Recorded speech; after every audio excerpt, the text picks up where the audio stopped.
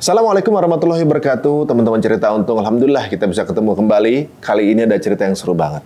Ingin tahu cerita seperti apa? Langsung aja kita lihat tayangan berikut ini. Assalamualaikum teman-teman cerita untung. Cerita untung kedatangan sosok Ibu Ila Solihah dari Bandung nih. Ila Solihah adalah sosok perempuan single parent yang memiliki 4 orang anak. Sang suami meninggal ketika Ibu Ila sedang perawatan di rumah sakit karena akan melahirkan anak keempatnya. Saya di kasur, saya mules, saya mau lahiran di situ. Saya pokoknya pikir ini juga sakit. Suami saya dipompa jantung di depan saya.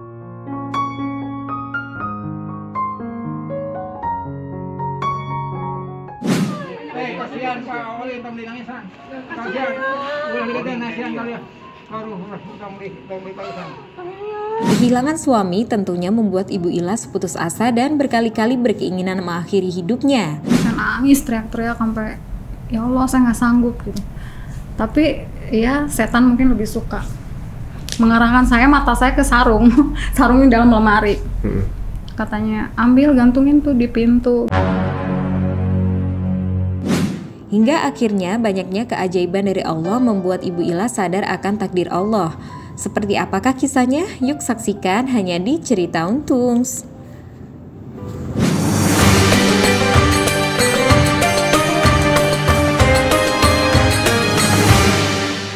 Kalau kita lihat dari berita yang kita putar barusan, tentunya ada satu rasa ngiri dalam hati bahwa ciri-ciri dari orang yang husnul khotimah itu jelas seperti dengan kebiasaan sebelumnya ketika dia hidup. Dan ternyata ini salah satu contoh case yang mungkin menjadi impian bagi mereka yang sedang proses belajar. Meninggalnya merindukan banget. Tapi ini kisahnya juga ternyata sangat mengharukan sekali. Langsung kita ketemu sama Teh Ilas nih. Assalamualaikum Teh. Waalaikumsalam. Aduh, Masya Allah. Ya, belum apa-apa, kayaknya udah mulai agak terasa nuansanya. Teman-teman, untuk yang juga punya pengalaman yang ingin di-share juga kita, langsung aja kirim ke kita infonya dengan hashtag untung dengerin kamu. Teh, sebelum masuk ke dalam momen di mana yang sekarang ini mungkin banyak dibicarakan Teh, akan nama lengkapnya siapa Teh? Pendek cuma Solihudin. Solihudin. Panggilnya Pak Soleh. Pak Soleh ya. Masya Allah, orang tuanya memang sepertinya mendoakan memiliki anak yang soleh. Solihudin, din adalah agama, orang yang soleh terhadap agamanya nih, Masya Allah. Nah, menikah sama beliau berapa lama? 14 tahun. 14 tahun. Memiliki keturunan berapa sekarang? 4, alhamdulillah ya? 4. Beliau meninggalnya kapan tuh? Tanggal 4 Juni 2022. 2022. Kebiasaan beliau sehari-hari apa sih Teh? Yang pasti ibadahnya nggak pernah ketinggalan, nggak pernah marah, senyum terus, senang ngebantu orang, terus sebagai bapak sempurna. Masya Allah. Beliau pernah punya musuh? Alhamdulillah nggak ada. Kalau teman? Banyak. Banyak temannya. Sahabat banyak. Bisa ceritain nggak Teh kronologisnya Teh? Jadi waktu itu tanggal 2 Juni saya sakit, terus ke UGD diantar beliau, langsung dirawat, dan saya lagi hamil 9 bulan. 9 bulan Cira, dirawat, baru 2 hari, baru tidur sehari di rumah sakit. Terus beliau Sabtu subuh dia pamit bangunin saya, Bu, ayah mau wudhu gitu kan. Terus saya bilang, yaudah bareng, biar nganter ke rumah, ke WC juga nggak 2 kali kan. Yaudah bareng, bangunin saya. Beliau pas bangunin saya, ternyata bukan saya yang ke bawah, malah beliau yang tidur di kasur saya, nunduk gitu. Kirain saya masih ngantuk. Pada saat mau dipegang udah keburu jatuh ke lantai. Jadi ketika Teteh berdiri, dianya malah ke kasur? Iya, tapi sebenarnya belum ada tenaga. Baru pegangan, dia udah ke kasur. Ke kasur? Habis kasur, saya mau pegang, jatuh ke lantai. Di lantai ada sedikit kejang, tapi kaki. Kaki betis. Saya lompat kan sampai oksigen lepas, infusan juga lepas. Saya teriak, tim medis dipanggil, datang tim medis. Nggak lama sih. Habis tim medis cek jantung, Bu masih ada, Bu masih ada. Sadar, alhamdulillah. Sadar, malah balik nanya, ayah kenapa katanya. Beliaunya? Terus dikasih air minum sama tim medis, saya tinggal berdua kan, ayo ke dokter, ayo ke UGD gitu kan, ini kita lagi di rumah sakit.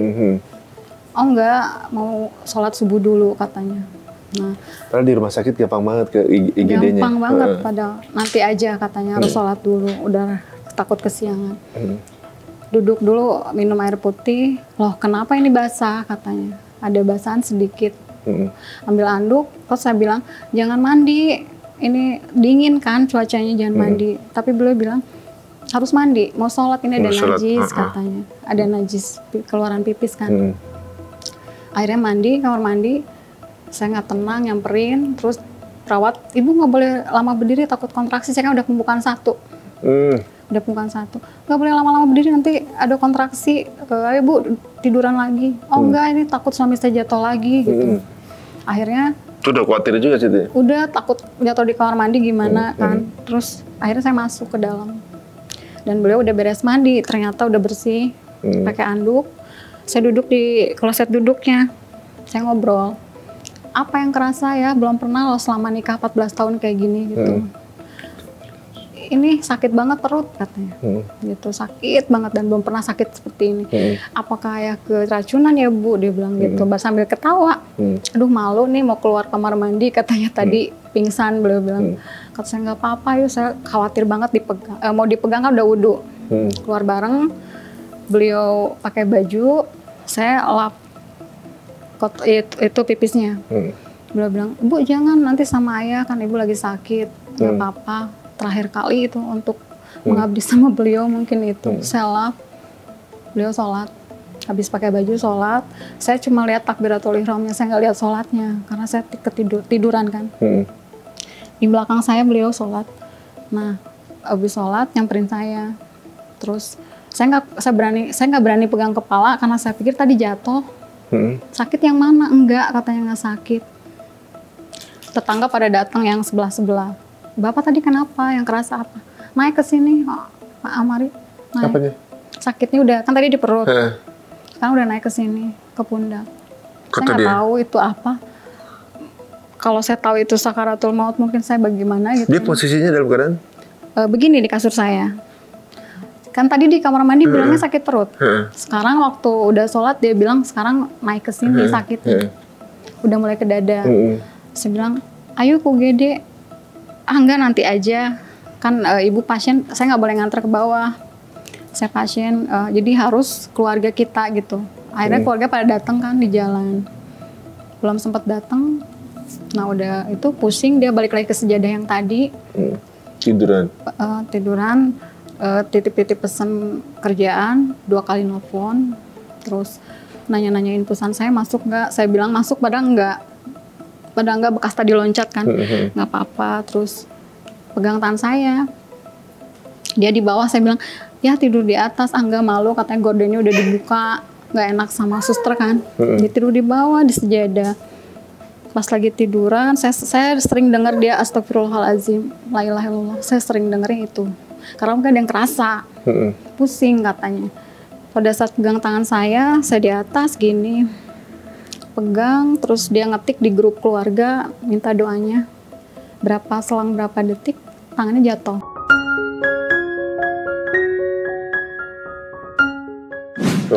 Terus saya lihat kolaps, udah mulai kolaps kayak tadi. Wah saya teriak-teriak sampai loncat. Darah kemana-mana dari infusan, saya loncat. Saya pegang tangannya, pegang keras ke saya. Terus abis pegang keras, pada datang tim medis dan tetangga yang lain, tetangga pasien gitu. Beliau lihat ke samping dulu, samping, matanya sayu, nggak ada belotot, nggak ada gigit lidah, giginya rapi, lihat ke pinggir. Terus pegang saya lama-lama, lihat ke atas, lepas tangannya dari saya. Habis lepas dari saya, dia nunjuk.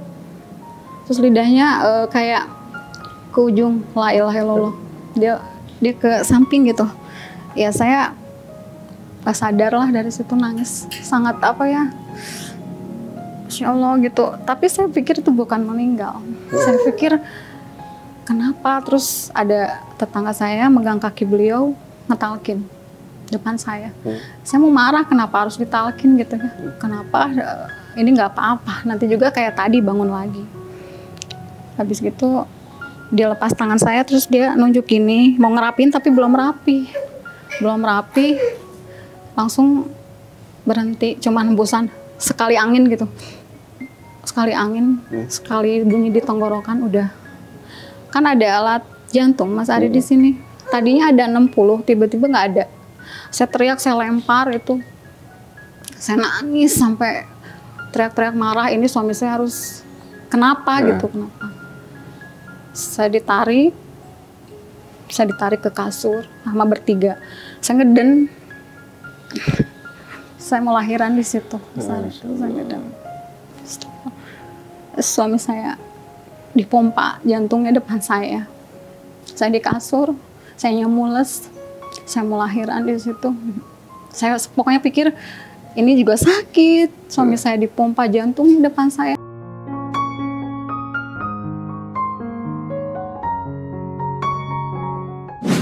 Kasihan Pak Oli, tong dinangisan.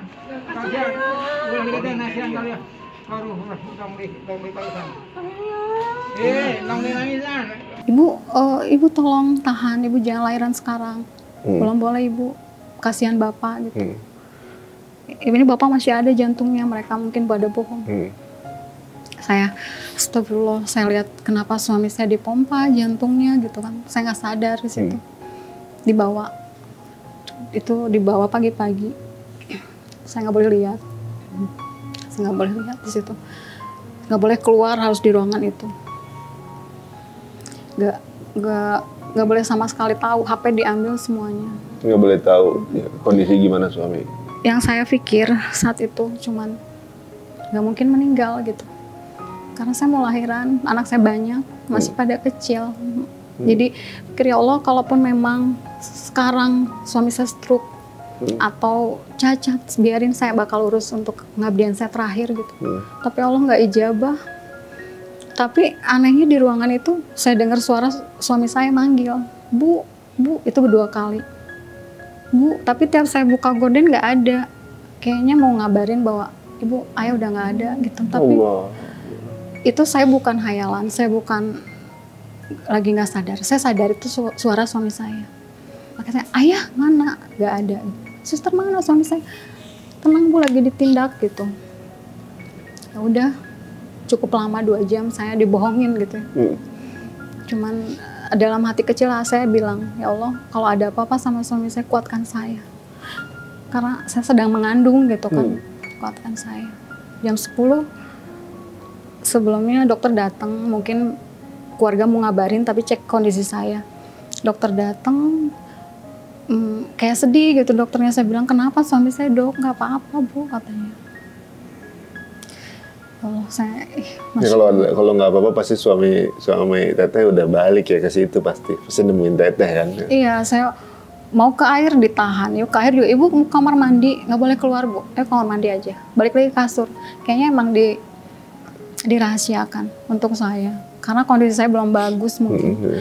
Nah pada saat jam 10 pagi saya dikabarin, ada videonya kan di Instagram, saya posisi saya mau pulang, takut suami saya sakit, saya mau pulang, saya nggak mau sakit lagi gitu, pengen pulang. Karena belum lahiran? Belum, udah pembukaan 1 tapi ruang operasi juga katanya mau disiapin karena saya kan sakit gitu. Nah datanglah mertua saya ngabarin, 1 rombongan itu, satpam, dokter, suster semuanya siap-siap untuk saya, dan rasanya. Siapa yang ngomong? Mertua saya, yang laki-laki.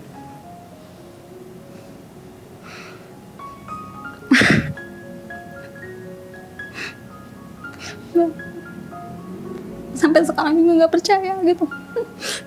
Waktu saya diem, Bapak datang, terus Bapak kenapa? Bapak basah mukanya, langsung meluk. Anak Bapak nu soleh udah nggak ada gitu. Anak Bapak yang soleh udah nggak ada. Terus saya bilang, nggak mungkin, barusan juga masih sama saya Pak. Dokter salah Pak. Yuk, saya bangunin, sekarang juga bangun gitu. Saya mau bangunin. Terus Bapak tambah keras ke saya. Kalau Sundanya mah tos teu aya cenah. Apa sih yang rasanya? Saya nggak bisa bilang Allah. Saya bilangnya apa ini gitu. Kok saya? Kok saya? Kenapa nggak orang lain? Kenapa suami saya? Kenapa nggak orang lain? Suami saya baik. Ya, saya di situ cuman kalau animasi kartun mah ya, saya nginjek bumi juga kayaknya bakal hancur gitu, saking sakitnya saya. Sakit banget Mas Ari itu. Sakit, nangis, teriak dalam hati tapi badan gak respon.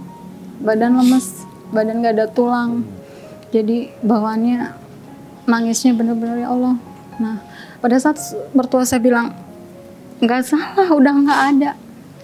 Saya mau bangunin nggak boleh kan, nggak boleh pergi kan, saya lagi hamil mungkin. Disitulah muncul penyesalan saya saat itu. Bukan penyesalan, lebih ke negosiasi saya sama Allah. Ya Allah, saya minta keajaiban Engkau gitu. Waktu saya masih dipeluk Bapak, bangkitkan suami saya.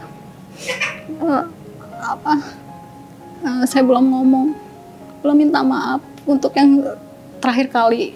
Memang 2 hari itu saya sakit, selalu minta maaf. Saya nggak tahu beliau akan meninggal. Tolong kembalikan suami saya. Tunggu saya lahiran. Anak-anak masih kecil, masih butuh bapaknya. Saya gimana? Saya nggak ada guru. Saya nggak ada imam. Bangkitkan ya Allah, saya minta. Dan itu sama sekali Allah nggak bisa kabulkan Mas Ari. Itu benar-benar yang saya sadar bahwa kematian itu benar ada. Gak bisa dipajuin, gak bisa dimundurin. Saya gak bisa nego sama sekali. Sampai saya teriak sebesar apapun, suami saya gak bangun. Saya pingsan di situ.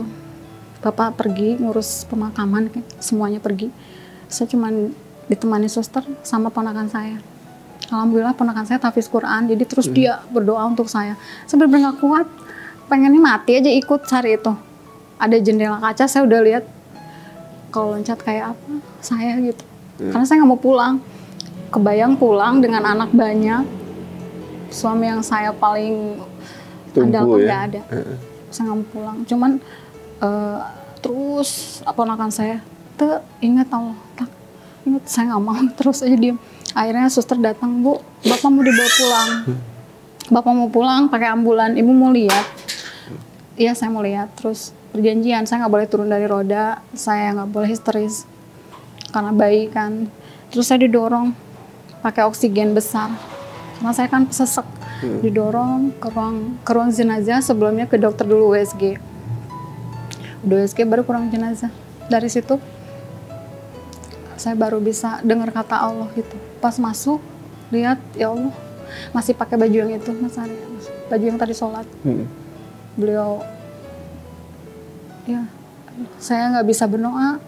Saya lupa, Al-Fatihah pun saya lupa. Saya nggak bisa. Istighfar berdoa nggak bisa. Saya pikir ya udah besok juga ada lagi gitu. Cuman saya pegang pipinya, semuanya saya pegang mukanya basah. Di sini basah keringatnya. Keringat ya, di dahi ya.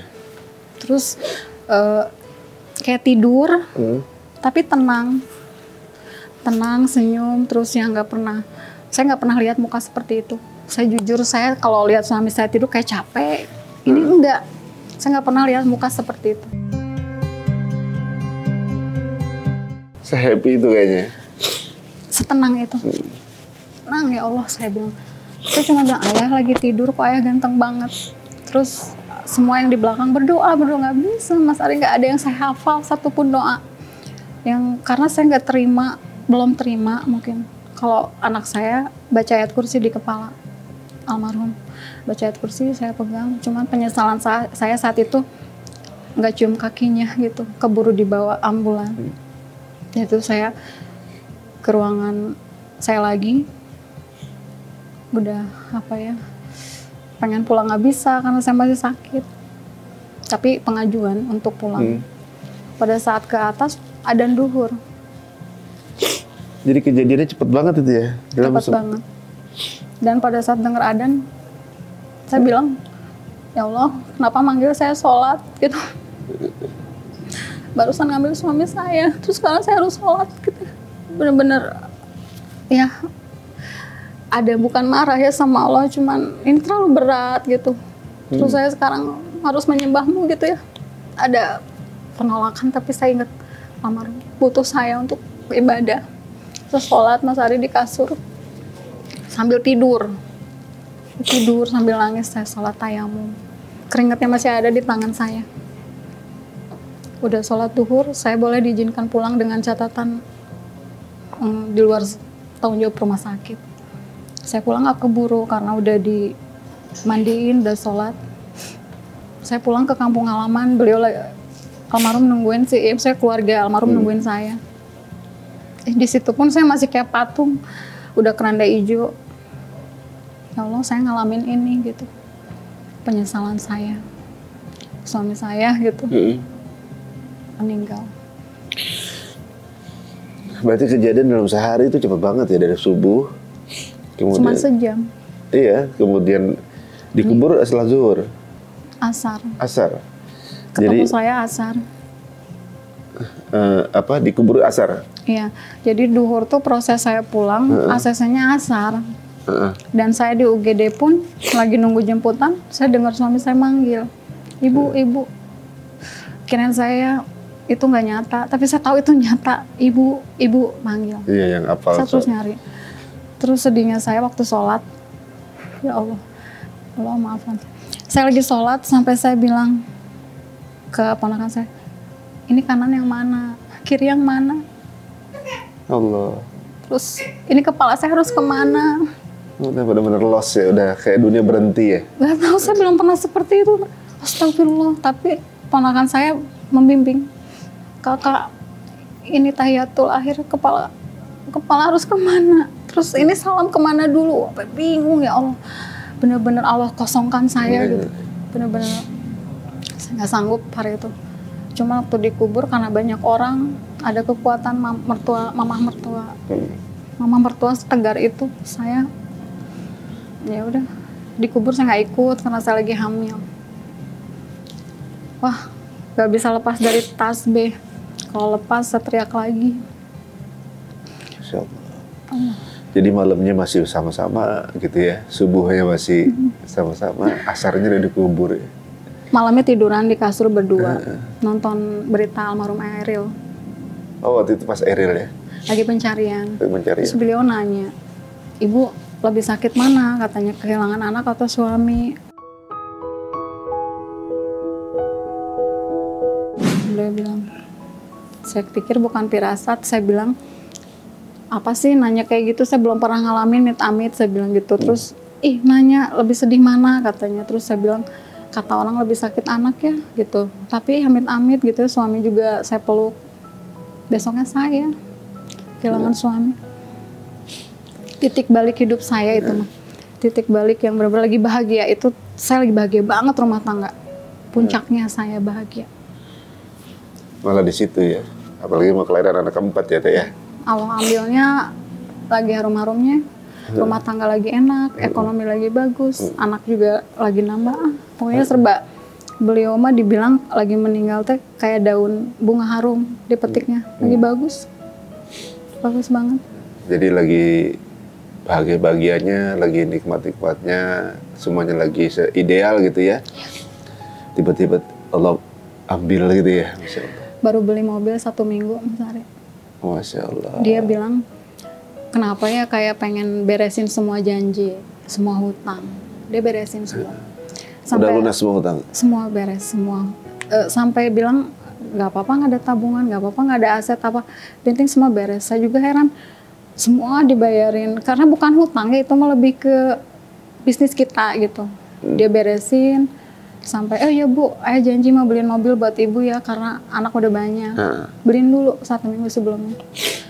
Tapi di hari keberapa kita lagi makan bareng, dia bilang, ya Bu, itu mah bukan kendaraan ayah. Barusan dapat ilafat katanya. Kendaraan, maksudnya kendaraan apa? Ternyata bukan itu. Mungkin ambulan, entah keranda, entah nanti kereta emas mungkin di sana, saya nggak tahu. Dia bilang seperti itu. Cuman malamnya sebelum meninggal, saya kan panas. Beliau benerin apa infusan saya sambil bilang, ibu nanti ibu harus sering doain ayah. Nah kenapa gitu kan? Ya doain ayah sama anak-anak. Sekarang mah ibu mobil juga ganti aja deh jadi Matic biar ibu yang bawa. Padahal kan itu baru beli ya. Biar ibu yang bawa. Pokoknya sekarang ibu aja katanya. Jangan doain ayah, doain ibu, doain anak gitu. Kenapa? Terus ya banyak pesan. Jangan lupa sholat, lagi sakit apapun.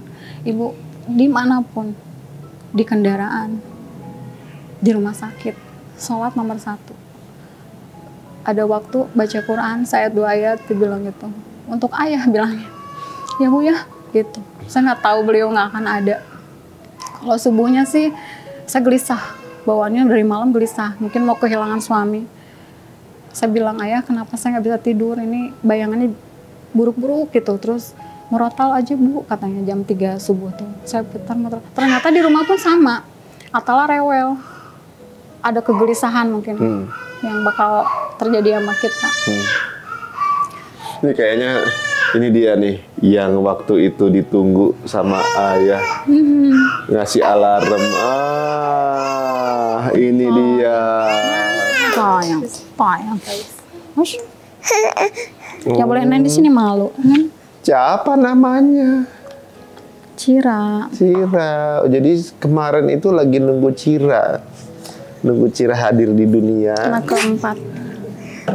Dan dalam penantian itu ya, jadi nggak sempat ketemu dong sama ayahnya. Suami cuma lihat Cira di USG 4D terakhir. USG yang bener-bener kelihatan mukanya. Itu aja. Nggak sempat. Ada kemiripan apa Cira sama suami? Banyak, ini rambutnya, kulitnya, matanya, banyak banget. Banyak. Karena waktu USG juga bilang, ini anak cantik banget, pasti mirip ayah gitu. Tapi kayaknya ayah nggak ngurus, bilang gitu, nggak akan ngurus. Karena mungkin pikir saya sibuk kerja, atau apa, ternyata benar. Ya Allah, jadi kehilangan 1 dapat 1 ya. Beda 17 hari sama lahiran. Masya Allah. Siapa tahu nanti akan doain ini ayahnya nih. Amin. Nah, kalau selama 14 tahun pasti banyak kenangan ya Teh ya? Sangat. Apa yang paling nggak bisa dilupa dari beliau tuh apa aja sih sebenarnya? Yang pasti kenangan, kebaikannya, terus susah senangnya saya. Dari nol berjuang bareng-bareng sampai berhasil dapat kenikmatan gitu ya. Rezeki. Ya Allah, saya nggak bisa lupa. Terus baiknya, namanya perempuan egoisnya besar, tapi dia baik banget gitu. Jadi saya pikir, susah kayaknya nemu sosok seperti itu lagi untuk saya. Baik banget. Beliau sabar. Sabar. Dia mah apa ya, kalau bilang ahli sabar orang bilang. Terus sampai ada yang takziah bilang ke saya, almarhum guru hablum minanas saya katanya. Karena belum pernah menyakiti orang, belum pernah. Nggak punya musuh.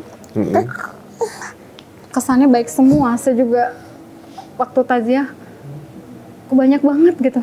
Yang cerita kebaikannya. Insya Allah. Kalau hal paling romantis apa yang pernah dilakuin sama beliau? Apa ya, paling kalau ulang tahun gitu saya. Ya Allah, waktu ini nih, mau lahiran ini, dia bilang, ibu mau hadiah apa? Saya biasanya matre gitu ya, Mas Ari saya mau ini, mau itu. Waktu Atala saya minta mobil kan. Alhamdulillah kecapai waktu lahiran. Saya bilang, saya nggak mau minta apa-apa, saya minta ayah hadir ya di ruangan kayak Nagita gitu ya. Kayak, kan saya mau sesar, Atala sesar, ini pun sesar. Saya pengen kayak artis-artis saya hadir ya. Tapi ayah nggak bisa video ya, kata dia. Ya udah hadir aja, terus kasih selamat ke saya, kasih support, cium kening saya ya gitu. Senyum aja dia, dan itu nggak bisa. Karena saya lahiran sendirian. Itu gimana rasanya Teh akhirnya pada momen lahiran? Itu lahiran berapa lama setelah itu? 17 hari. 17 hari. Akhirnya ketika hari haknya mau lahiran itu gimana Teh? Itu kan berarti pertama kali kan tanpa? Iya, pertama. Selama ini tiap lahiran ada beliau, mau yang normal, mau yang sesar ada beliau. Nah yang ini penentuan, kemarin dokter bilang, ibu saya nggak bisa operasi, ibu lagi terguncang. Saya turun berat badan terus setelah meninggal suami Teh. Terus ya udah kita pasrah aja, nanti mau operasi, mau normal, kita lihat kebesaran Allah gitu. Hari itu harusnya saya malam jadwal kontrol lagi untuk penentuan tanggal sesar, tapi udah mulai duluan. Telepon dokter, udah ke rumah sakit. Saya padahal udah pernah minta untuk ganti rumah sakit karena rumah sakit itu kan almarhum suami saya meninggal. Jadi saya ada traumatis gitu. Tapi karena mendadak ya nggak bisa, harus rumah sakit itu. Akhirnya saya datang, pembukaan 4. Duhur tuh pembukaan 4. Dokter bilang, Bu, berani nggak kita normal? Padahal itu nggak boleh. Karena tahun kemarin saya sesar. Saya bilang, hayu. Bismillah hayu. Karena ini pengorbanan saya untuk beliau, untuk almarhum. Beliau sampai meninggal ngurus saya, masa saya nggak mau berjuang ngelahirin Cira gitu. Akhirnya kita berjuang ngelahirin normal. Pasca kepergian suami nih Teh, rasanya gimana rumah? Sepi apa enggak? Sepi. Kalau nggak ada yang nemenin, saya histeris banget. Sampai pernah ada rasa putus asa. Saya nggak kuat. Berapa bulan? 4 bulan. Di awal ya? 4 bulan awal, memang betul menurut Al-Quran 4 bulan itu masa idah tuh bener-bener kita karena nggak normal. Saya juga, wah kacau, nangis terus. Malah ada rasa pengen mengakhiri hidup tuh di 4 bulan awal.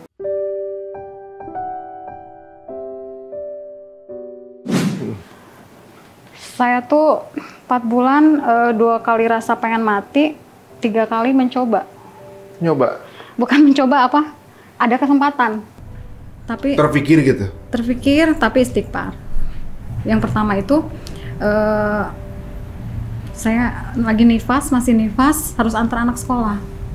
Dan di jalan saya lihat semua kenangan di jalan. Wah, nangis luar biasa, saya antar sekolah. Oh, perjalanan itu pasti Wah, banyak. yaudah saya pindah deh keluar kota, saya nggak sanggup di sini gitu untuk Soalnya awal-awal. banyak kenangan ini. Saya nangis, mampir di masjid. Saya sholat duha, terlalu sepi, mungkin saya nangis teriak-teriak sampai ya Allah saya nggak sanggup gitu.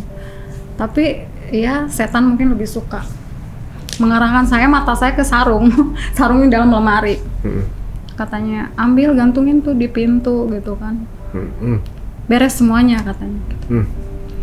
Wah saya nangis, ya Allah apa ini, istighfar terus. Nggak ditemenin sama siapa sih lah? Nggak ada, dan memang sepertinya itu nggak boleh karena saya lagi Nggak labil. boleh ya. Itu sih, tapi istighfar saya keluar, ada bayangan anak-anak nangis, suami juga. Saya nggak boleh keluar lah di situ. Terus ya itu keadaan sepi nggak boleh. Kalau awal-awal ditinggal suami, kayaknya di rumah harus ada temen karena banyak ngelamun. Kan begitu dalam ya, maksudnya kenangan sama beliau nih.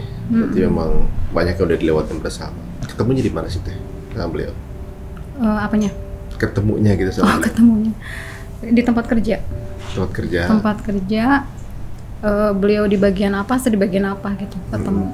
Dia gudang, saya misalnya admin. Ketemu akhirnya menikah. Saya lihat kesolehannya. Beliau, ya udah jodohnya mungkin. Alhamdulillah. 14 tahun yang lalu ya? 15 tahun yang lalu berarti ya? 14 tahun. 14 tahun yang lalu. Ada perkembangan apa sejak dari kenal, menikah, sampai kemudian saat terakhir? Apa perkembangan yang terlihat jelas? Dari saya dan semua gitu, pribadi. Dari beliau, misalnya dulunya orangnya gimana, terus pas jadi suami jadi berbeda, atau... Katanya sih, dia lebih sangat bertanggung jawab. Bukan untuk dirinya, jadi untuk banyak orang malah. Di luar keluarga di keluarga inti gitu. Dia penolong banget. Rela gitu nolong siapapun. Terus perubahannya ya hijrah bareng mungkin di situ. 5 tahun yang lalu saya hijrah bareng berdua. 5 tahun yang lalu? Hijrah apa ya? Maksudnya ya, mulai ngaji bareng gitu ya? Iya, mulai yuk kita, karena saya pernah sempat cerai. Sama beliau? Sama beliau. Terus saya jadi berbuka di sini. Kemudian udah rujuk lagi, kemudian menjalin jadi apa namanya, lebih mesra gitu sekarang. Alhamdulillah, ketemu semuanya, rezeki di situ, ketemu yang namanya lepas riba 5 tahun lalu. 5 tahun yang lalu. Dan rezeki sangat beda lah rasanya nih. 5 tahun terakhir itu ya. Jadi kepergian beliau juga meninggalkan kenangan-kenangan yang manis lah ya, jadi ibaratnya. Nah Teh, mengenai pengalaman-pengalaman setelah ditinggal suami, ada nggak ngerasa dimimpiin atau juga mungkin merasa beliau hadir atau gimana? Sering sih, setiap saya kalau kangen gitu ya, sampai mukena tuh basah, sampai saya remes-remes sejadah, ya Allah saya rindu gitu, saya pengen ketemu. Ya itu yang mimpi, titip pesan, titip anak-anak. Di mimpi itu saya ketemu gini ngobrol, banyak ngobrolnya, tapi saya lupa nggak tahu ngobrol apa, kayaknya titip pesan mungkin. Terus beliau pergi, nah saya nyari keluar, ternyata di luar ada mobil yang pintunya terbuka. Saya masuk di pintu samping ya, anak-anak di belakang. Kok saya nggak punya supir gitu. Jadi di mobilnya nggak tahu mobil apa, pokoknya besar, Alphard gitu ya. Anak-anak di belakang. Empat. Saya di ruang depan, di depan. Di depan apa di tengah? Di depan. Di depan. Samping supir. Supirnya kosong. Kosong. Saya nggak punya supir, mana supirnya gitu kan. Saya mau nyari suami saya, barusan ada, sekarang nggak ada. Tiba-tiba ada tangan masuk lewat pintu kanan. Ngambil batang merah yang nahan rem mungkin ya. Diambil, mobilnya maju. Otomatis anak-anak teriak kan, takut, mungkin saya juga otomatis pindah lah. Oh mungkin itu ibaratkan saya jadi kepala rumah tangga. Suruh ambil alih kemudi. Suruh maju gitu. Saya bawa tuh Alphard, nyaman lah anak-anak. Tiba-tiba tengah jalan jadi bis antar pulau yang besar banget, panjang, lebar, tinggi. Dan ya, namanya ngimpi kan random tiba-tiba. Tiba-tiba berubah gitu. Anak-anak nggak ada sih di situ. Cuman pas saya lihat ke belakang, panjangnya, kursinya banyak, tinggi gitu. Tapi jalannya jalan kompleks saya aja, bingung gitu. Terus ibu-ibu pada di mimpi itu bilang, Mama Naila hati-hati gitu, Mama Cira hati-hati. Kayak nyemangatin gitu. Saya terus bawa itu bis, saya harus selamat sampai akhirnya saya bisa berhenti di suatu mall, ada eskalator. Saya berhenti, bengkok sedikit lah si parkirnya. Power steeringnya ringan, cuman beloknya rada susah gitu. Nah, pas saya bangun, ya Allah apa ini gitu? Apakah suami saya menitipkan anak-anak kepada saya dan akhirnya saya bisa mungkin gitu? Atau apa ini, saya masih tanda tanya. Itu mimpi pertama saya. Saya yang minta rindu, pengen ketemu. Nah, keseringannya mah waktu nyusuin Cira, lagi nifas, sering baby blues, nangis sendirian di rumah, ngasih ASI Cira, ataupun harus sama saya tidur. Pokoknya ya Allah sedih banget lah ya. Saya nangis. Beliau sering datang, tapi setengah mimpi setengah sadar itu. Kayak megang tangan saya, megang pundak saya, ngelus ini, meluk dari belakang, tidur. Sering banget sampai beres nifas tuh. Kayak masih ada di sekitar gitu. Iya, kata saudaranya pernah ada yang nginep, katanya saya tidur juga ngomong gitu, ayah gitu apa. Ini keyakinan saya sendiri, sepertinya beliau ada. Beliau ada. Terus pada saat saya setiap gelisah, saya sering belajar tentang kematian ya setelah suami saya meninggal. Adalah yang nelfon atau ke rumah. Saya mimpi almarhum katanya gitu. Yang pertama sahabatnya mimpi. Katanya diajak sama almarhum ke suatu tebing yang indah, ada danau biru mengalir 2. Terus si sahabatnya nanya, sekarang di sini Pak gitu kan? Oh iya Pak, sekarang tempat tinggal saya di sini katanya. Danau biru itu indah, sangat indah katanya. Terus sahabat saya ke rumah juga. Saya mimpi katanya tadi malam almarhum lagi bangun rumah di taman bunga katanya. Begitu. Insyaallah. Semuanya ngasih firasatnya yang baik-baik ya. Alhamdulillah. Insyaallah. Terus waktu tahlil keempat, anak saya yang kedua mimpi suami saya nikah sama bidadari. Masya Allah. Jadi saya semakin, ya Allah, kalau suami saya baik-baik saja, insya Allah saya di sini juga baik-baik saja.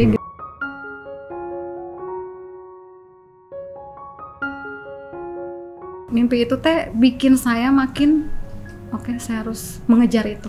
Saya harus mengejar ke tempat yang indah itu. Dengan amal-amal saya ngurus anak 4 ini, ikhlas, sabar, tawakal. Udah 3 mimpi itu ternyata Ustadz Buya Yahya bilang ciri-ciri surga katanya bidadari, danau biru, taman bunga. Masya Allah. Semuanya sudah termimpikan sama suami saya. Dan waktu itu ada sahabat sangat sahabat gitu, satu kamar dulunya waktu belum nikah sama saya. Datang sengaja cuma sebentar ke rumah. Saya mau nengok bayi sekaligus saya mau bilang, katanya. Boleh cerita berarti? Boleh. Dia suami istri, sahabat almarhum suami saya. Tapi saya belum pernah ketemu istrinya, suami saya juga. Di malam tahu suami saya meninggal, beliau mimpi lagi ada di padang pasir, seperti padang pasir begitulah, yang nggak tahu tempatnya di Mekah seperti itu. Datang rombongan sekitar puluhan orang, 50 jalan menghampiri beliau. Tapi di antara puluhan orang itu ada satu yang terang benderang, menyala sendirian. Terus udah rada deket, itu mah sahabat saya yang baru meninggal gitu. Sebutin nama almarhum suami saya. Itu mah Pak Soli gitu ya.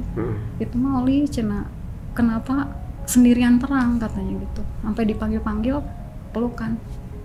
Terus sahabatnya bilang maafkan saya selama di dunia. Berarti itu bukan di dunia ya. Kalau bilang gitu, berarti ada di mana gitu. Sampai wah ya Allah mimpinya bagus. Jarak berapa lama istrinya operasi sesar. WA ke saya, minta doa suami saya istri saya mau sesar. Oke. Dan jaraknya deket sama Cira. Saya udah lahiran. Tiba-tiba bukan malpraktek ya, koma aja istrinya. Koma. Nggak bangun gitu setelah melahirkan. Besoknya bangun, nangis teriak meluk suaminya. Terus bilang, "Ayah, dari kemarin aku ditemenin sahabat ayah," katanya. Siapa? Kan kaget. Kata suaminya, "Kamu dari kemarin di sini, operasi sesar tuh bayinya udah ada." "Enggak," katanya. "Aku kemarin di tempat yang bagus, yang indah. Hampir nggak balik lagi." Gitu. Gimana gitu kan cerita akhirnya. Jadi pada saat operasi dipotong perutnya, ternyata obat biusnya belum jalan. Allahu Akbar. Jadi masih kerasa trauma, nggak tahu teriak nggak tahu apa, suntik bius. Pingsan. Udah aja pingsan. Bayinya keluar, dianya nggak bangun-bangun karena dianya ngerasa loncat ke atas.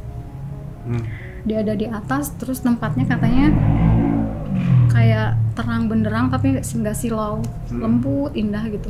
Dia di atas bisa lihat ke bawah. Pokoknya merinding. Katanya bisa lihat ke bawah, lihat suaminya nangis atau apa. Dia panggil tapi nggak nyaut. Semua nggak nyaut, dia ya udahlah, mungkin nggak mau turun lagi atau apa. Tiba-tiba yang nyapa. Padahal mereka belum kenal ya, suami saya dan istrinya belum ketemu gitu. Tiba-tiba nyapa, "Assalamualaikum," mungkin gitu. "Kamu siapa? Kenapa bisa nyapa saya?" kata istrinya.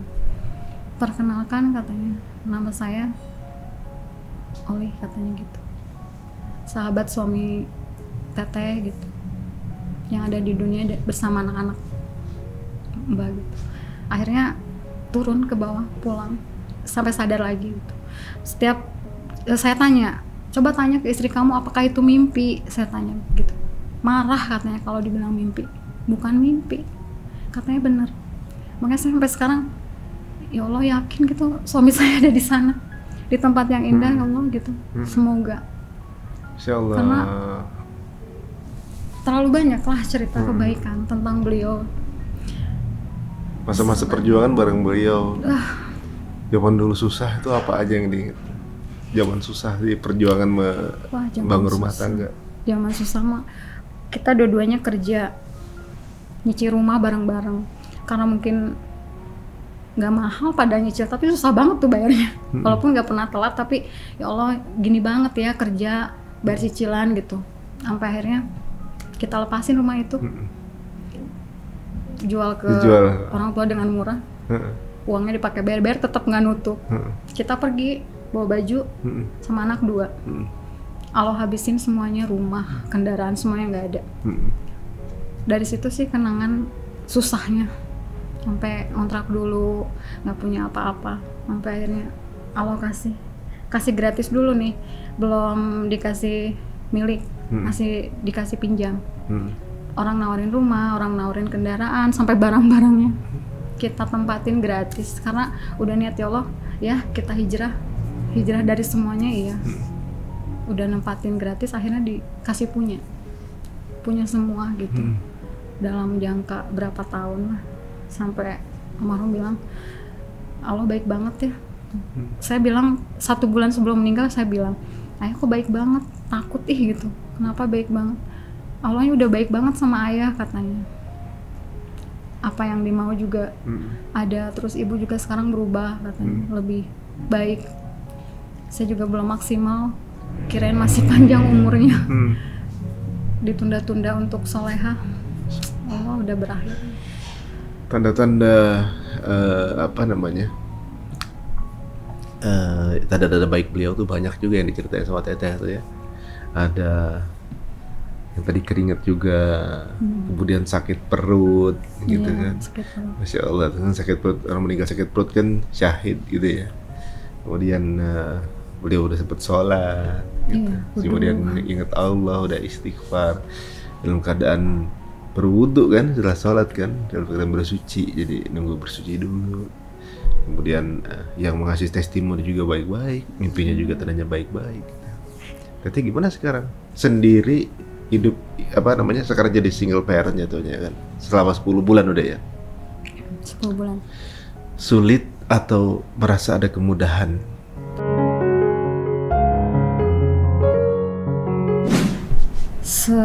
Sangat sulit awalnya, tapi lama-lama kemudahan datang bermunculan.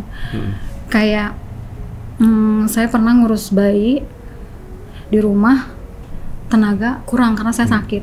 Saya sampai berdoa malamnya, ya Allah, Engkau telah mengambil tulang punggungku gitu ya, ke suami saya, gak ada yang nafkahin saya lagi. Tapi saya nggak bisa nyari nafkah karena saya ada bayi. Kalau bayi saya titipkan, saya harus gaji dari mana? Saya pasrah, ya Allah, Engkau maha mengatur, saya nggak tahu apa-apa. Saya soalnya gampang stresnya, misalnya dua-duanya nangis, saya belum sholat, belum makan, belum mandi, rumah ini gitu ya, belum beres. Saya dalam hati, ya Allah, sabarin ujian, di dunia nggak akan lama. Saya ingat kata-kata suami saya, sabar, sabar, di ruang tamu tuh sambil ngurus 2. Tapi manusia, saya ke dapur, saya teriak gitu, saya teriak sampai di pojokan, saya nangis. Anak-anak saya biarin nangis berdua. Saya juga butuh mental yang kuat kan. Saya nangis di pojokan. Ya seperti tadi, setan. Yang saya lihat cuman gunting di dapur. Saya lihat gunting, ya Allah, apa ini gitu ya. Bener-bener ini ujian saya. Katanya kalau kamu nggak ada, anak ada yang ngurus, nanti keluarga setan mungkin ya. Saya lihat gunting, ya Allah, apa ini? Saking beratnya saya. Gak ada yang nolongin gitu ngurus anak-anak sendirian. Akhirnya saya keluar, gendong Cira, masih merah Cira. Saya gendong Cira, Atala masukin roda, saya dorong. Daripada saya di rumah ada apa-apa, takutnya kemasukan setan kan. Saya dorong mereka berdua sambil nangis di jalan. Cuman mampir ke rumah Pak Ustadz. Cuman mampir, Pak Ustadznya kaget sama ibunya, ada apa? Ya udah, saya cuman mau nangis di sini. Kalau saya di rumah takutnya setan nyuruh saya ngapain ya. Itu sih masa sulit, tapi doa langsung diijabah. Besoknya jarak berapa hari ada tetangga, alhamdulillah, masya Allah, nolong banget itu mental saya. Mereka datang ngambil Cira dari pagi sampai malam. Saya jadi bisa fokus ngurus Atala kan, masih kecil juga. Bisa fokus yang lain, kalau mau ngasih ASI tinggal ke rumahnya. Dan itu nggak dibayar sama sekali. Malah kalau susu sama kebutuhan Cira habis, mereka ikut andil beliin. Masya Allah. Itu doa saya yang kemarin, yang saya bilang, saya pasrahkan urusan ini, karena saya nggak mampu. Saya benar-benar nggak mampu. Datang sampai sekarang, sampai Cira sebesar itu, mereka masih menjadi mengasuhnya. Orang tua angkat juga. Masya Allah. Sampai bilang bunda, bilang ayah, bilang nenek, semuanya baik. Saya bilang maaf, saya nggak bisa bayar dalam bentuk uang. Kalau saya ada rezeki saya kasih, kalau nggak biar Allah yang balas. Karena mereka membantu mental saya, Mas Ari. Terus ada momen keajaiban yang ketiga, berarti yang pertama saya lahir Cira dengan mudah. Kedua ada tenaga yang bantuin saya dengan gratis, alhamdulillah itu sangat besar. Yang ketiga ini lebih dahsyat. Tabungan almarhum tuh ada sampai 4 bulan. Pada saat habis tinggal kalau nggak salah 300.000 di rekening. susu habis, semua habis. Saya dalam keadaan rumah gelap, ada yang bocor pula. Semua mati lampu, di kamar anak-anak nangis bertiga. Mereka udah tidur, saya nangis habis-habisan. Ya Allah, saya bukan orang yang suka minta-minta karena suami saya bukan seperti itu. Suami saya mengajarkan harus ngasih sama orang. Tapi ini uang saya tinggal segini. Anak saya pesantren, nggak cukup sedikit di pesantren. Ini anak kecil-kecil butuh makan. Ya Allah, saya bagaimana? Saya pasrah, ya Allah. Saya nggak mau minta gitu. Karena saya pernah satu kali minta sama saudara, beda gitu. Nggak langsung dapet ya kalau sama manusia gitu. Dari situ saya nggak mau. Ya Allah, saya pasrah. Itu malam Jumat ya. Hari Sabtu saya dapat untuk hidup 1 bulan tanpa saya nyari gitu, tanpa saya kerja apa. Tiba-tiba saya buka DM, nggak apa-apa saya cerita mungkin ini. Saya DM, ada yang nge-DM. Sebelumnya pernah ada yang nitip buat anak-anak sekitar untuk 2 kaleng susu lah. Ini mah, Mbak, saya mau titip zakat perusahaan ya, sekian gitu. Oke, boleh. Awalnya saya rada gimana ya kalau nerima dari orang, kerasa kalau apa hidup saya sama anak-anak. Tapi udah ikhlaskan, pasrahkan, biarkan hidup saya jadi jalan amal untuk orang lain. Ngasih. Ya Allah, kok baru kemarin doa sekarang dapat. Siangnya dapat lagi. Itu mah dari hamba Allah yang sampai sekarang jadi sahabat saya, jadi saudara saya. Hari itu ya Allah dapat sesuai uang yang biasa almarhum kasih. 1 bulan untuk saya. Setiap bulan ya? Di hari itu aja waktu itu? Hari itu cukup besar dapat, ya Allah, sekian juta gitu. Udah bulan depannya bertarung lagi iman saya, ya Allah, ini gimana? Anak-anak sekolah gimana? Susu gimana? Ya Allah, saya pasrah ya Allah. Sampai nangis-nangisnya juga siang-siang sampai orang lain dengar mungkin ya kalau saya nangis. Tiba-tiba asar ada jawaban. Ada masuk lagi DM dari orang yang pernah ngasih buat anak-anak juga. Cukup besar ngasihnya. Tiba-tiba nge-DM. Padahal dia nggak tahu hati saya ya, tapi dia bilang, "Mbak, saya boleh tahu berapa pengeluaran susu sama dia per anak-anak gitu, sama pupuk anak-anak?" Saya sebutin. Boleh saya tanggung tiap bulan.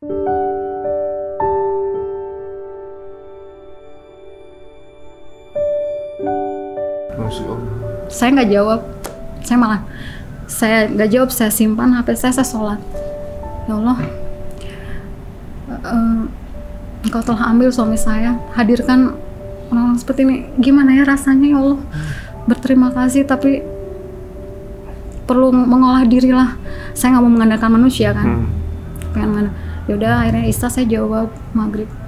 Boleh Kak? Insya Allah boleh. Nanti saya jadi saksi di sana bahwa Kakak terlibat dalam hidup saya gitu, menyelamatkan saya sampai sekarang, dan nggak kecil jumlahnya. Masya Allah. Kenal nggak sih sama beliau? Saya belum pernah ketemu. Belum pernah ketemu ya? Belum pernah video call. Kita baru WA-an aja baru kemarin. Dia nggak pernah nanya saya punya rumah nggak, saya punya kendaraan, saya kerja apa, suami saya ninggalin usaha apa, enggak. Udah kasih aja. Bahasanya bagus. Ya nggak mau ngabisin harta dia di dunia semua. Dia pengen nabung buat nanti di sana. Masya Allah. Dan pengen terikat persaudaraan sama saya biar nanti di sana ketemu. Masya Allah. Anak-anak saya menjadi saksi atas kebaikannya. Bayangin Mas Aris, saya nggak kerja, saya hanya mengandalkan doa, ngurus anak dengan ikhlas, entah besok dari mana. Tapi itu hadir sesuai nafkah suami saya. Gitu, saya herannya Allah takar segitu. Dulu suami saya kalau ngasih segitu ada rasa kurang ya gitu ya. Kurang ya, coba tambahin gitu. Ada untuk pelajaran istri-istri yang lain. Kurang puas. Tapi sekarang suami saya nggak ada orang yang nafkahin saya dengan jumlah yang ikhlas. sama. Ya Allah, Masya Allah. Minta ampun. Bersyukurnya. Masya Allah. Bersyukur sangat. Itu jadi pelajaran ya teman-teman ya. Kadang-kadang kita merasa nggak pernah cukup ya. Ketika kemudian sosok itu diambil, dapatnya dengan jumlah yang sama kayaknya cukup banget. Ya Allah sakitnya. Dulu kalau masih ada kurang dari ini juga nggak apa-apa gitu kan.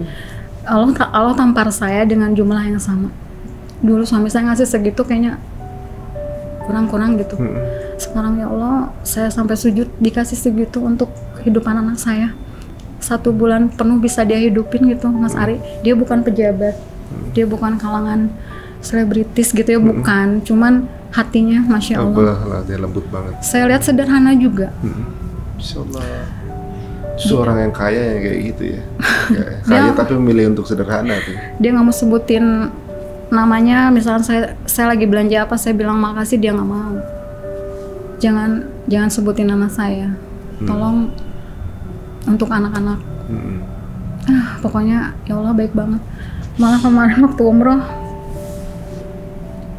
ada niatan kalau ada rezeki umroh juga sama anak-anak katanya. Terus doakan saya, katanya ada rezeki biar nggak naik motor lagi, bisa beli mobil lagi, kan mobil suami saya jual.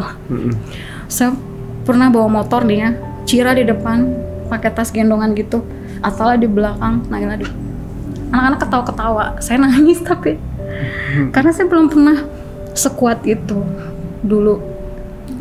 Suami saya yang bawa, saya dibonceng. Ini mah 3 anak sekaligus ya, tapi nggak ada pilihan lain. Nggak ada. Ya Allah, sampai nggak kebayang sebelumnya. Nah pernah juga pas harus nengok anak di pesantren 2 minggu sekali kan, itu kesebutnya jauh, jarak Bandung sama Bandung Barat. Saya sendiri naik motor. Awal-awal saya nggak kuat, nangis. Ya Allah, bukan ini pilihan saya. Saya tadinya mau nengok sama suami saya, anak-anak, naik mobil barengan gitu. Tapi ceritanya lain, saya harus sendirian. Pakai motor saya sendirian, ya Allah, saya nangis itu. Sampai saya mau nabrakin diri, itu bener-bener nggak kuat. Soalnya anak juga, saya ngeliat anak nangis juga nggak kuat nih. Ibu, anak-anak yang lain bapaknya pada nengok, aku enggak gitu kan. Sedihnya luar biasa itu lagi di pesantren. Wah, saya kebutin motor, ya Allah, saya harus mati aja, nggak sanggup gitu. Tapi ya istighfar lagi, bukan solusi. Tahan dulu, kebahagiaan pasti ada, tahan dulu. Masya Allah, ya teman-teman yang mungkin kalau sekarang sedang ada masalah, langsung kita merasa bahwa masalahnya belum ada apa-apanya ternyata. Wah. Ini sebuah masalah yang kemudian harus dihadapi sendiri karena nggak ada pilihan lain udah. Kalau sekarang ini malah jadi terbentuk sebagai teteh yang baru, teteh yang melanjutkan perjuangan suami, teteh yang harus berjuang sendiri meneruskan apa yang diinginkan suami, punya anak-anak yang soleh, mau jadi mandiri. Misalnya di kamera ini adalah suami teteh. Dia menyaksikan teteh dengan perjuangan sekarang, mau ngadu apa teh sama suami teteh.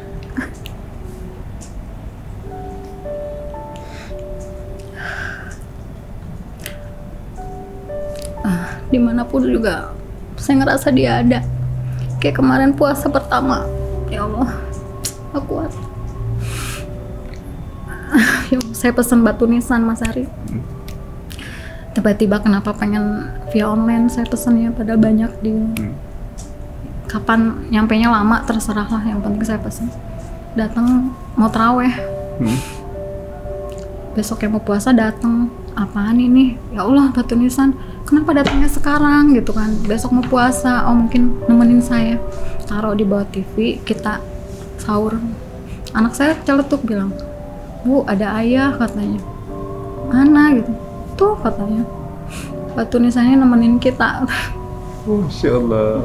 Sampai orang lain kok sahur sama suaminya, saya pas kita sampai melukin itu batu nisan.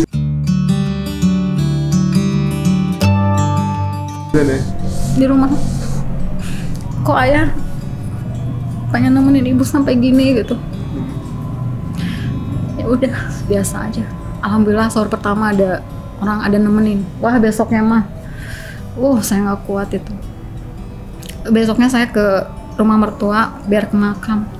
Udah di makam bisa lama-lama, saya di makam cuma ngomong, ngobrol, berdoa. Insya Allah, seperti beliau masih ada di sini. Lagi berdoa, kupu-kupu putih aja ke badan saya di makam.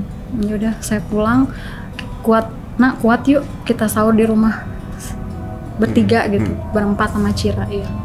Wah, nangisnya Masya Allah. Kalau dibilang tahun pertama ini kan masih berat. Berat banget. Tapi ternyata banyak yang muatin sih di Keluarga ya. keluarga sama yang senasib kan, banyak di Instagram kita berteman. Mereka juga sama. Allah, Masya Allah nggak kuat. Ya bersyukurlah yang masih ada. Kan ya, ayah nggak kuat kalau nganggap ini kamera ayah. Cuman bilang kemudian jadi lepas gitu rasanya beban. Kemarin sempat anak saya yang kedua tantrum, nyari-nyari ayahnya marah gitu. Kangen ayah, nggak kuat, kangen ayah. Saya nggak sanggup, saya diemin, dia tidur.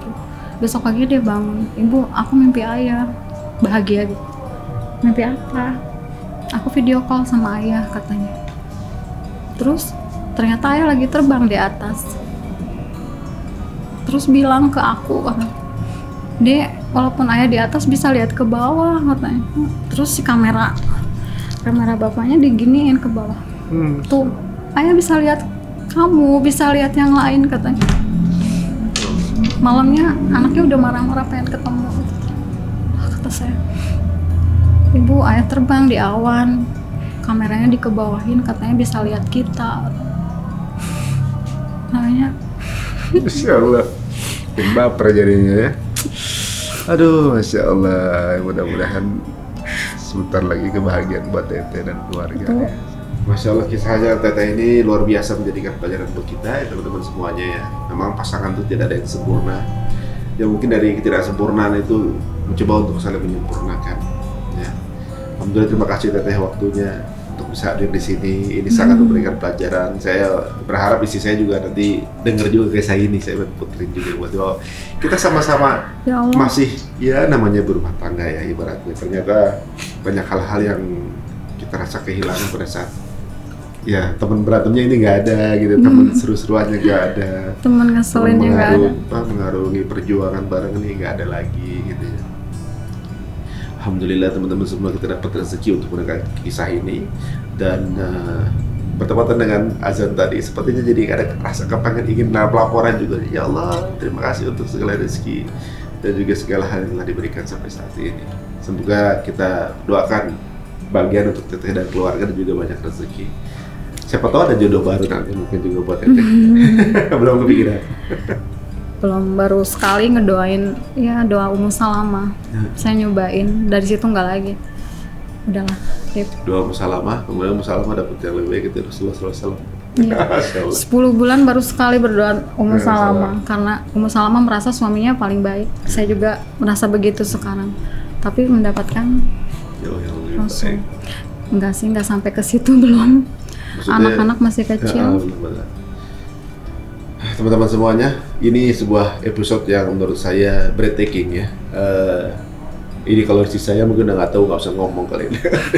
Kisah ini ya.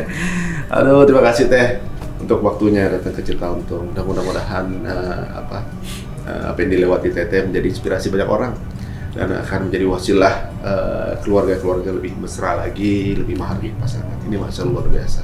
Selama masih ada kesempatan, masih ada orang tua kita, ada pasangan kita, ada anak-anak kita lengkap, di situ justru waktunya yang paling maksimal kita mesti bersyukur. Terima kasih untuk waktu Teteh dan teman-teman. Jika dirasa ini bermanfaat, monggo silakan di-sharing sebanyak-banyak. Kita tutup dengan Assalamualaikum warahmatullahi wabarakatuh.